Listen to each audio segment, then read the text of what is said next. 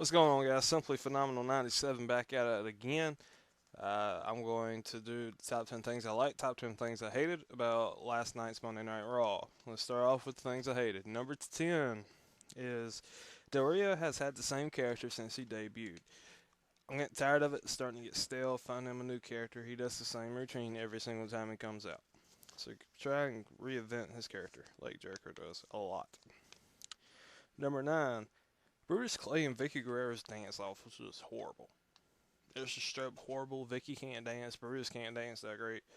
It was just a waste of time, a waste of space. Could have been a quick squash match for somebody else. So they should have saved that time for another match. Number 8, poor use of Damian Sandow. Damian Sandow should be competing for the U.S. title right now. If I was part of the creative team, Damian Sandow would be in a rivalry with Santino Marella right now, getting the U.S. strap off of Santino, and then actually giving credibility to the U.S. title one more time. Or once again, excuse me. Number 7, primetime players in AEW are really annoying. Well, I give AEW a headset during during their match. I mean, I understand they're the manager and all that, but come on. I mean, and I understand, they're supposed to be annoying because they're heels.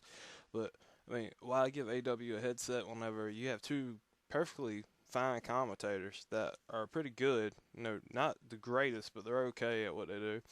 And you're going to have AW talk over them. I don't like it. So take the headset off of him. Number 5, stop the tout crap or whatever it is. It's not enjoyable. You get random people popping up throughout the show. Oh, excuse me. Ooh, burp came up. Sorry about that. Stop the tout crap is number 5. You have random people pop up through the show just talking about what's going on in the show. I know they want to do the whole social media thing, but just stick to Twitter. It's quicker and more convenient, and it saves time. Alright, number 4. Charlie Sheen. Just stop the whole Charlie Sheen angle with Daniel Bryan. Don't have them to feud. Charlie just needs to stay on Fox. That's all I'm saying about that.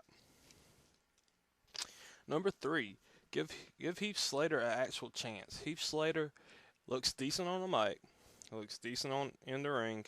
Why not put him in a tag team with one of his old Nexus buddies and see if they can make a big push that will help your tag division out, which is only 3 tag teams, it seems like. And, it would. Heath is starting to get over with the fans little by little, like how Ryder did. But I mean, even look at their biggest comedy character in Santino. He has a U.S. title, so why not pair him up with like a Zack Ryder or with somebody from the old Nexus? Have them pair up with somebody like that and see if they can chase after the tag belts. Number 2, Randy Orton didn't turn heel. I hated that. It seems like you go away for a 60-day suspension. You come back more popular than ever. That's what it seems like. If I was part of the WWE creative team, which I know a lot of you people are glad I'm not, because I'm very Vince Russo-ish. I'm very, I go out on a limb a lot. But what I would have done, I would have get AJ to go out there, be like, hey, sell Punk and the fans, that's going to be Cena versus Big Show versus a mystery third man, Then that third man will be Orton, and basically just have him fight in the dirtiest way, use low blows, poke him in the eyes, just do everything you can to make him look like a heel. That's what I would have done because, hey, Mysterio's going to be gone, or Mysterio was gone for a long time with a suspension. He came back. He was in the number 1 contender Fatal 4-Way on SmackDown, so why not do it to Orton? That's what I don't get. And Orton seems like he's more over with the fans, in my opinion. But number 1 on my most hated list is the main event. Big Show versus John Cena was too predictable. I knew CM Punk was going to rush in and attack somebody, and AJ was going to come out and announce the triple threat match for SummerSlam. It's too predictable. I didn't like it. It's just, what's the whole point of watching, wrestling if it's just going to be that predictable, Now, my top 10 things I like. Oh, give me a second, guys. Let me get my notes. Yes, I have notes because what I do is I watch the show and I take notes. And then I look at my notes and then I come up with my list. There you go. So, number 10 is Santino. Santino got to show his wrestling ability actually versus Alberto, which I'm very glad Santino, a lot of people don't know, can actually wrestle. He's not a comedy character at all. And the other promotions he's been in, he's actually been a serious character, and he's actually been a serious wrestler. And he got to show some of his serious wrestling glyphs.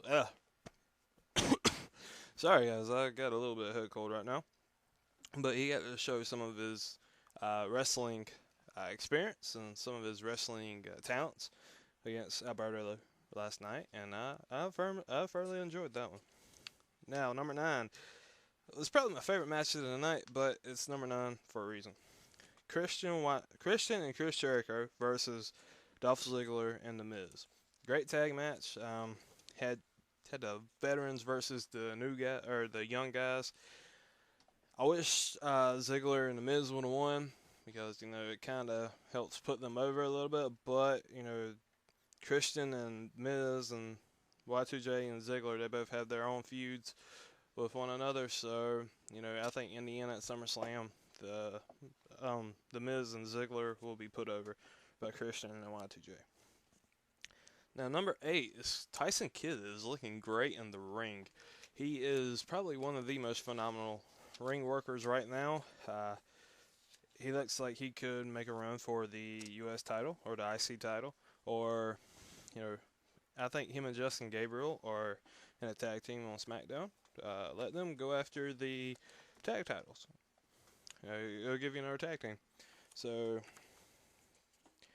that's number 8.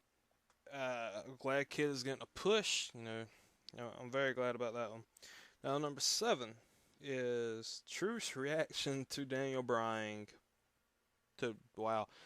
Truth's reaction to Daniel Bryan punting Little Jimmy. I found it hilarious. R-Truth is a great actor. He's great at telling the story. He's a better storyteller than a wrestler. Number 6 is AJ's new GM character, and I know a lot of y'all are thinking I'm crazy, but I'm kind of digging the whole, ex-fiance trying to get back at her ex-boyfriend thing. I find it very funny, find it very entertaining, and I was just waiting to see what she's going to do to Daniel next, and I'm just waiting for her to actually go after CM Punk like she is Bryan. Even though they're not exes, she was all heartbroken over Punk. Then we have Dolph Ziggler and Y2J and Miz and Christian. Their feuds are going strong. That's number 5. I know I said number 9 was the match, but number 5 is their feuds are still going strong. The Miz and Christian, they had a rematch for the Intercontinental title on SmackDown last week. The Miz won, and the way Ziggler and Y2J, the way their rivalry or feud is still going strong, is that Ziggler attacked Jericho with the briefcase. So both of those are going very strong. Number 4 is the Daniel Bryan doctor segment. I found this one really funny, especially the whole goat face thing after doing the ink blots. Number 3 is Bryan's in-ring segment. This show seemed like it was focused around AJ and Daniel Bryan a lot. Daniel Bryan his in-ring segment after the match with Sheamus, which was a street fight. He acted like he hurt his neck, and he wouldn't leave the ring till the doctors got out there. And then Kofi and R-Truth walked out there and started saying that there was no place for him, that he needs to go back to the back. They have stuff to handle with primetime players. And that's whenever Bryan punted Little Jimmy, and R-Truth acted like R-Truth went crazy pretty much, and the guys that were in the white coats last week on Raw, Bryan got them to come out there and tried to get them to escort R-Truth to the back whenever AJ comes out and says that Bryan is the one that actually needs help. So it was a very, very thought out, very entertaining in-ring segment to me, and Daniel Bryan always delivers on the mic, in my opinion. He's just like CM Punk. He's one of those people that will always deliver on the mic. Number 2 was Sheamus versus Daniel Bryan. Very entertaining match. That's probably the match of the night. It was a street fight, very violent, very a lot of back and forth action. But Sheamus came out as your winner, and I'm fine with that. He's the World Heavyweight Champion. You know, he needs to look stronger. But also, the thing I liked was Bryan's character didn't look weak. You know, Bryan took a lot of shots with weapons, and you know, it was just a physical match. So that's a good thing. It was a street fight. Bryan didn't look weak in the loss. My number one thing about this week's show was CM Punk's promo. The reason is CM Punk always speaks the truth in his promos. He spoke the truth about The Rock very, very well. And I do mean very well. He basically said that The Rock gets to come in and boss people around and do whatever he wants, while how he, CM Punk, is the WWE champion and he gets no respect. He goes on and on about respect, reminding me of the badass American badass Undertaker, how he always wanted respect as the undisputed champion, and it seems like they're taking that angle with Punk right now. And I enjoyed the promo thoroughly, and I was hoping it would kind of be like last year's promo that he did on the WWE events, but it wasn't. If I had to grade the promo, it would probably be 8 out of 10 because it hit a lot of points. It made a lot of sense too, and it buried The Rock, which was very good. It's setting up for their long-term feud, leading to the Royal Rumble, which I've been hearing that it's gonna be Punk versus The Rock at the Royal Rumble, so look out for that one. Come January, February, whenever the Rumble is. But this week's Raw, for the first 3-hour show, I found myself getting distracted by a lot of other things than Raw. You know, the matches were good. There were a lot of good matches. I will say that. A lot of good matches. It's just what they're doing with the extra time is nonsense. They talked about that fire about 5 times. They went to tout or whatever it is about 4 times. And they just did a lot of nonsense. And I mean, the promos were good and the wrestling was good. So the wrestling and the promos, great. I give it probably 3.5 out of 5. But yeah, I'll lean to closer to a 4. It's like a 3.8 out of 5. But what they did with the extra time that they had, probably a 1 out of 5. They didn't manage it very well, in my opinion. But that's all for this one, guys. I got to go cut grass, so have fun listening to me finish up. So, peace. Sorry, guys. I don't know. I'm just saying random shit now, but